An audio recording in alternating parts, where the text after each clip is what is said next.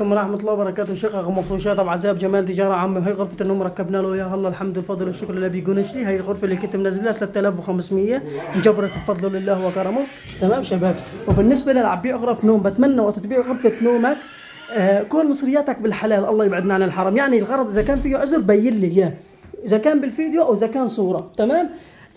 طبعا هي غرفة النوم اللي صارت من قسمته، شاف هذا الشيء كلياته وهو راح شافها بعينه وعجبته واخذ الله يهنيه ويشوف على وجه الخير.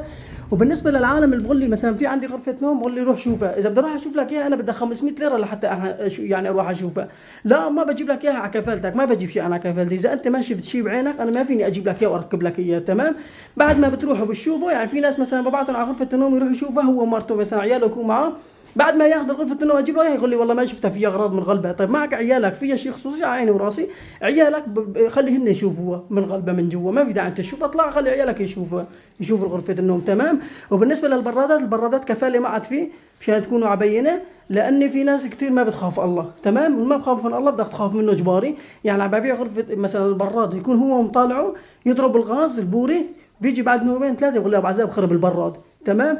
اذا كفلتنا قول وفعل، بس ما يعني لا ضرر ولا انضرار. بتروح انت بتكسر البوري، بجي انا بركب لك اياه من عندي بعبي لك فيه غاز، او يكون انت وشايله مثلا شايله بالغلط فضي زيته مثلا غيربه بالعكس وشايله بالعكس، اجي انا اظبط لك اياه ما يمشي الحال. مشان هي كفاله ما في. اللي بده يشتري براد يجي يتفحص ويشوف تبريده وياخده. تمام. لان انا زلمه بفضل الله وكرمه ما بحب اكذب. يعني اذا كان البراد مثلا العطل منك، او اذا كان مني ما فيني اقول لك والله العطل منك، او اذا كان منك ما فيني اقول انا مني. انا ما بعرف الكذب الحمد بفضل الله وكرمه.